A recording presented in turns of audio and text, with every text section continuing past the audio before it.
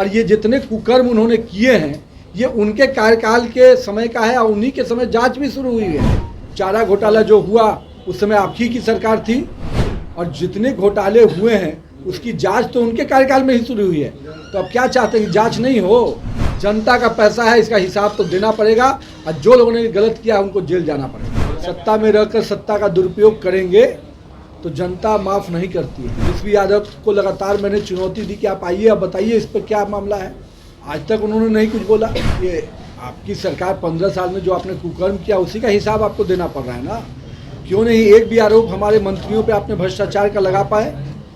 2G 3G घोटाले जो हुए वो आपके सरकार में रहते हुए चारा घोटाला जो हुआ उस समय आपकी की सरकार थी और कांग्रेस के और तथाकथित जो उनके भी शागिर्द बने हुए हैं वही लोग इसके उजागर करने वाले लोग और उनको कंप्लेन करने वाले लोग थे। तो हम लोगों ने कोई कंप्लेन किया क्या? और जितने घोटाले हुए हैं उसकी जांच तो उनके कार्यकाल में ही शुरू हुई है। तो अब क्या चाहते हैं, जांच नहीं हो? जांच से बचने के लिए ये जो सत्ता और विपक्ष का खेल कर रहे हैं, ये जनता के मेहनत का पैसा है जिसको आपने दुरुपयोग किया है तो उसकी सजा मिलेगी।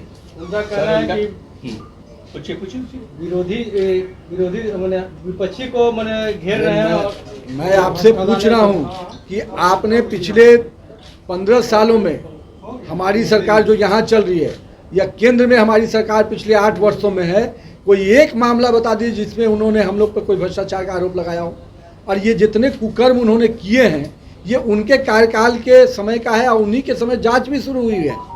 तो अब जांच से क्यों भाग रहे हैं? और जो गलत करेगा इसलिए कि हम विपक्ष में इसलिए हम उनको छोड़ दें कि भाई हम पर आरोप लगा देंगे?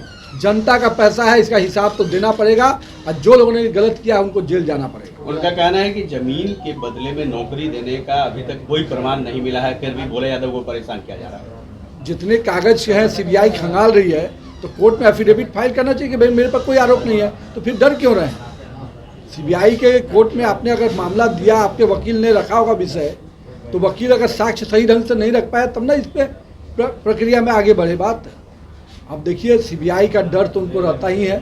जब आप दिन में काली कमाई किए हैं जनता का तो रात के अंधेरे में तो नींद नहीं आएगी और निश्चित रूप से नींद तो उड़ना की स्वाभाविक। CBI के छापा क्यों पड़ते हैं? लोग को ED कार्यालय क्यों जाना पड़ता है? जो जैसा करेगा वैसा भरेगा। सत्ता में रहकर सत्ता का दुरुपयोग करेंगे तो जनता माफ़ नहीं करती है और CBI और ED उन्हीं के दरवाजे पहुंचती है जो सत्ता का दुरुपयोग करके गरीब जनता का पैसा अपने परिवार और अपने लोगों के लिए यूज करते हैं। तो निश्चित रूप से उनको ED का और CBI का छापा तो पड़ेगा। जो लोगों ने ज़मीन फॉर जॉब घोटाला किया, तेजस्वी यादव को लगातार मैंने चुनौती दी कि आप आइए, अब बताइए इस पर क्या मामला है। आज तक उन्होंने नहीं कुछ बोला। अब कुछ लोग ED दफ्तर जाते हैं तो कुछ नेताओं को परेशानी होती है। कांग्रेस के लोग हाय तौबा करते हुए सड़क पर नजर आते हैं। उनको तो कभी जनता के विषय पर हाय तौबा करते हुए हम लोग सड़कों पर नहीं देखे। राहुल गांधी पिछले 2 सालों में कभी धरना पर बैठे हैं क्या? लेकिन जब ED का मामला आया, घोटाले का मामला आया तो धरना दे रहे हैं।